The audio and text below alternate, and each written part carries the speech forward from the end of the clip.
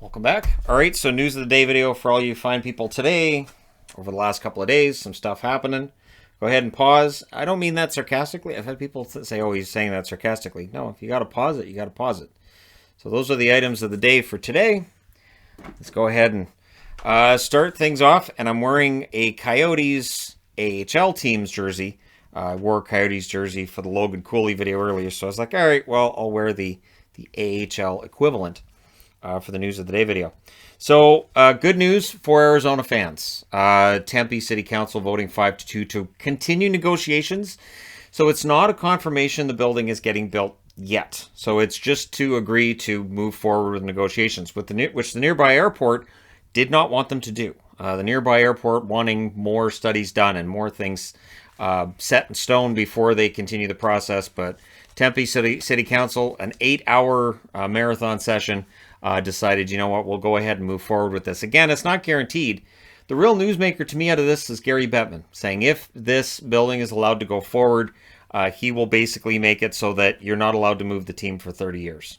So once this building is set in place, that would be a 30-year no movement clause for the franchise and would end what has really been a big talking point for almost 30 years, which is Coyotes in the desert. You got to move them. You got to move them. So once this, and honestly, it sounds like the building's going to go through. And again, it's a matter of if the city council had voted no, then the Arizona Coyotes could work out a deal with local reserve land and take that, and then they'd still be in Tempe, and then the city council's not getting the money out of that they otherwise would be if they allowed the building to be built where the Coyotes want it built. So it sounds like it's going to go through. And again, to me, the real news out of it is Bettman saying 30 years, team's not moving, it's not happening.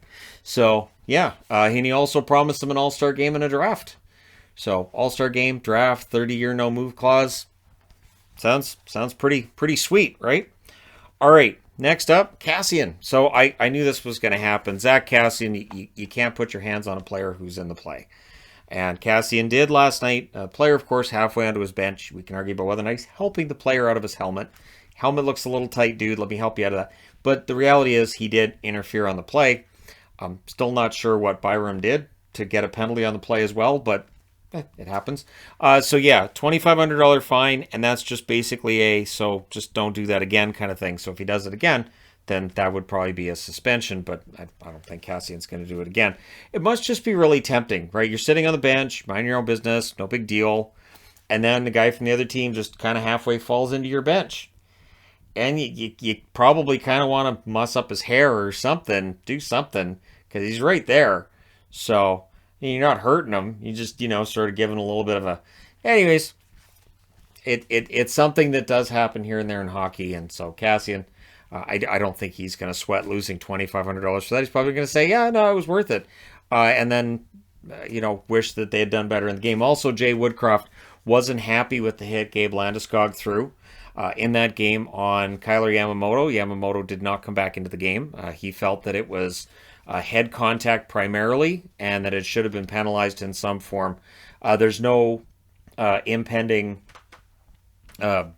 suspension or fine for Landeskog on the play. So I guess the league disagreed with Jay Woodcroft on that. But for the Oilers, they really need to make sure that they're with it for this next game. They have to win the next game. They don't win the next game, it's basically season. They're not winning 4 in a row against the Colorado Avalanche. That's not happening. So, Daryl Sutter. Daryl Sutter wins Coach of the Year, an award that he was, grateful for and gracious and accepting and all that. But it's not the award he wanted. He wanted the Stanley Cup. So, it's the first time he's been named Coach of the Year. It is interesting because he does have multiple cup rings from his time with LA. And I think he did a very good job with the Calgary Flames, helped turn them around. I think there is still some more work to do with the Flames roster to make it more reflective of their coach, if that's the plan going forward, is to have Daryl Sutter behind the bench and the team having his kind of a work ethic. And I don't know that they're there yet. There's moves to be made in the offseason. We'll see whether or not Sutter has some say in who they bring in and who they get rid of. I would think that he would. I would think there'd be some say for him because he's the one that has to stand behind the bench and answer for how they play on the ice. So it makes sense to give him a voice in who they acquire and who they may be willing to move on from. So we'll see what happens there. Also in awards news from a couple days back, Anze Kopitar wins the Messier Leadership Award. Anze Kopitar, absolutely fantastic run for him this year. Even when he's not scoring points, very useful forward for the LA Kings. Really solid two-way forward. And so, yeah, leadership, absolutely. He's got that in spades as well. So, congratulations to him on that one. A leadership award which no Canuck fan anywhere has any issue with the name of, right? Right. All right, next up. Jake Gardiner has been cleared to resume his career. He missed the entire season, hip and back surgeries. So the fact that he's allowed to resume his career is great. What the Carolina Hurricanes do with this news, whether or not you keep him, whether or not you move him, what you do with Jake Gardiner is another question. Now we're hearing about the injuries for the players now that the team's out.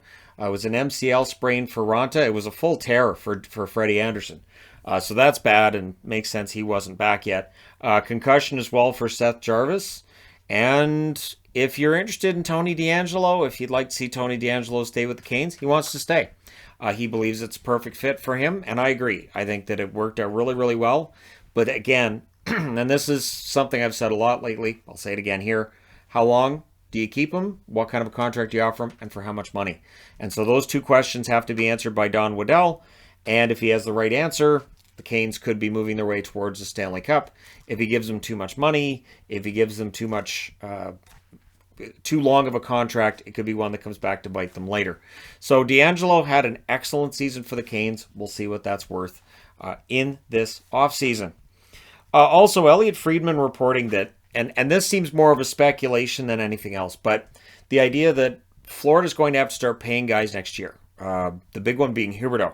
Huberdeau had a fantastic record-breaking season as a left winger, and so he's going to cost a lot of money. That $5.9 million cap hit, that's not going to be enough for him. Even if he wants to stay in Florida on a team-friendly deal, 5.9 is way too low. So there's the possibility that they could try to move Bobrovsky this offseason to make cap space. Bobrovsky's been good in Florida. Has he been worth the $10 million cap hit? I'm going to say no.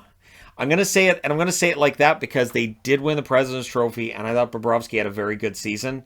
But could they have two goaltenders who play quite well, and the cap hit ends up being lower? Yeah. So if they decide to move Bobrovsky, it's going to be tough. He's in his 30s. The cap hit's $10 million a month, or $10 million a month.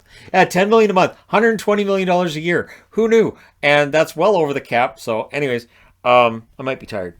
Anyhow, about $10 million per season. That's better. It's better than a month, right? Good thing I'm not the GM. Signed that contract, and oh God, you get $10 million. Can I have the contract back? What do you mean no? So yeah, Bobrovsky, $10 million. Who would take it? How much would they have to retain? All that other fun stuff. Don't be surprised if this is a discussion we start to see more of when Elliot Friedman reports it. We start seeing it elsewhere as well. And if he's reporting it, odds are there's probably something there. I don't know how serious that would be, but again, maybe it's something that becomes more serious as we get closer to the end of next season.